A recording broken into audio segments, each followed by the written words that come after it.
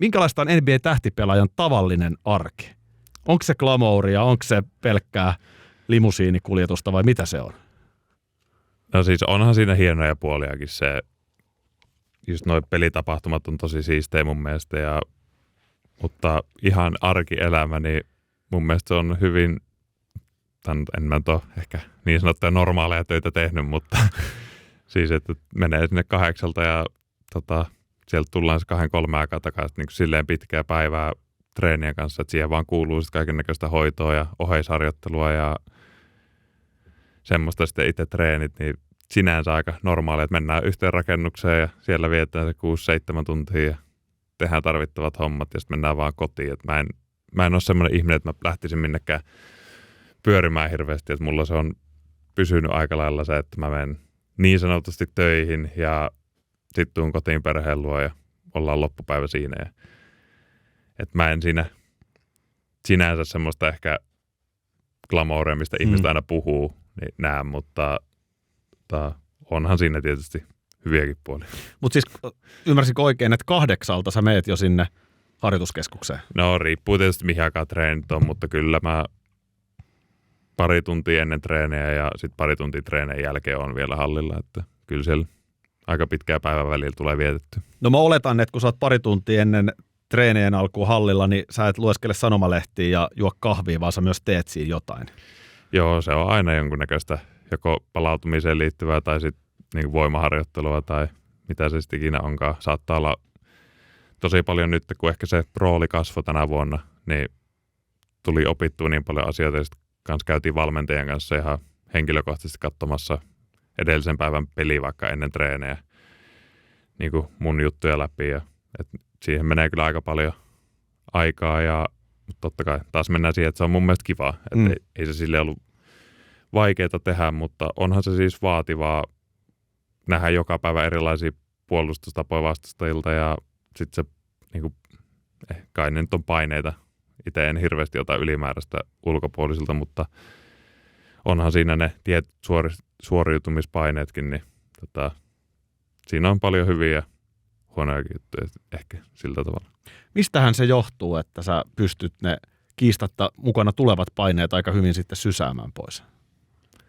No mulla siis perhe auttoi siinä tosi paljon, että mulla oli alkuun vaikeuksia, kun yritti nauttia siitä koripallosta, mutta sitten se oli kans työ, niin sieltä tuli paineita ja sitten sitä, jos oli huono peli, niin sitä vei vähän kotiin sitä huonoa oloa ja näin, niin sitten perhe on auttanut mua siinä, että ihan sama kuinka huono peli mulla ja hävitä vaikka kuinka monella pisteellä, niin sitten kun sulkee pukkari oven, niin mä sitten murehdin seuraavana päivänä siitä, että sitten lapset juoksee sieltä käytävältä vastaan, niin ei mua sitten kiinnosta se, miten mä pelasin. Et se oli vaan niinku huono päivä töissä ja huomenna jatketaan hommia.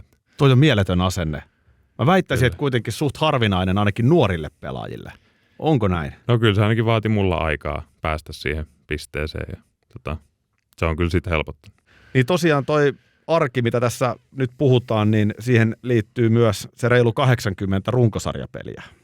Niin, se tietysti. Pitkin poikin sitä isoa mannerta. Eli Utah on, missä nyt pelaat, niin se on siis siellä, onko se joku osavaltio välissä, mutta aletaan siellä Kalifornian päässä melkein jo. Joo, mä en ehkä pitäisi tietää vielä paremmin, mutta siis siellä länsirannikolla, ei ihan niin länteen tietenkään kuin Kalifornia, mutta siellä Colorado ja niiden yläpuolella. Jep. Niin kyllä siitä sitten reissujakin tulee. Miten se reissaaminen tapahtuu sitten? Teillä on tietysti yksityiskone, se on ihan selvä asia. Kyllä. Ja pitkiä miehiä olette kaikki, niin siellä on varmaan jotenkin vähän erikoisjakkarat. Joo,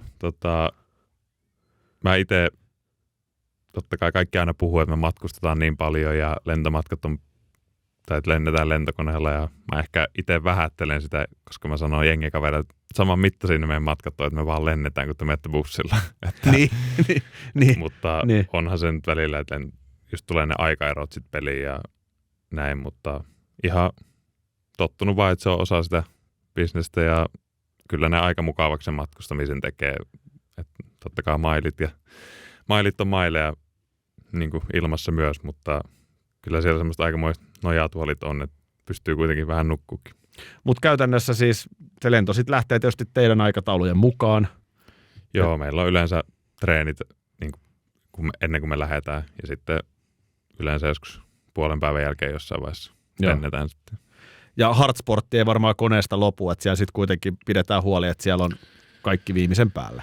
Joo, kyllä meillä niin on kaiken näköiset avustajat siinä mukana, että on niin ravintopuoli pysyy kunnossa ja sitten on fyssarit mukana, että niin pystyy tekemään niin jonkinnäköisiä hoitoja sitten lentokoneessakin jo. Että aha, joo. Siellä hierotaan tai jotain. Ei ehkä hierontaa, mutta kaiken näköisiä elektronisia laitteita ja noita housuja, mitä kaikki käyttää, noita ilmahousuja ja näin. Niin ne on aika yleinen näky siellä. Mutta mikä on sellainen tyypillinen lentomatka? Onko se joku 3-4 tuntia ehkä semmoinen keskimäärin, mitä sitten se reissupelin on? Joo, me lennetään, totta kai nyt on eka kertaa läntisessä konferenssissa, niin huomannut, että lennot on vähän pidempiä, mutta totta kai eniten pelataan oman konferenssin joukkueita vastaan, niin ne lentomatkat pysyy silleen suht koht siedettävinä, että ne on sitä paria tuntia. Joo. Sitten muutaman kerran vuodessa tehdään itärannikolle reissuja. Sitten totta kai tulee se, 4 tuntia. Mutta ihan mun mielestä siedettäviä määrä. No joo. Michael Jordan on mulle kautta aikain isoin niin kuin urheilija tai idoli tai mikä tahansa. Kun mä olin teini-ikäinen, mun huone oli vuorattu Jordanin julisteilla. Oliko sulla muuten joku selkeä idoli silloin junnuna? No. Sä oot sen verran nuorempi, että Jordanin huippuvuodet alkoi olla jo siinä takana sitten. Kyllä. Mulla on muutaman kerran se, totta kai se lempipelaaja vaihtunut ja on lähtenyt Kobe Bryanteista ja Dwayne Wadeista, mutta kyllä se LeBron James on aina ollut itsellä se, mikä hänen kohtaamisen oli NBA:ssä niin aika unelmien täyttymys ja vaati vähän aikaa se, että pystyy kilpailemaan häntä vastaan. Mutta millaista se oli? No se oli aika fyysistä, voisin kuvitella. Niin, ensimmäinen peli, kun pelattiin niitä vastaan, niin muistan, että tuli vaihtopenkiltä ja istuskelin siinä ekan vaihon aikana, kattelin. En muista siitä, mitä oli tapahtunut, mutta varmaan tuijotin LeBronia sen koko ajan, että niin kun mun pitää lähteä puolustamaan. Sitten tulikin vaihtaja siihen suoraan, että teepä nyt parhaasi. Aika villi kokemus, mutta sitten sen jälkeen tajusi myös, että on niin jotain tehnyt oikein, että sinne asti on päästy. Ja se sitten toi taas lisämotivaatio, että seuraavalla kerralla mä pystyn sitten oikeasti, että se vähän fanipoikamaisuus lähtee ja totta kai se on aina ollut itselle se ykköspelaaja, mutta niin kuin, että nyt pystyy alkaa kilpailemaan sitä vastaan ihan kunnolla.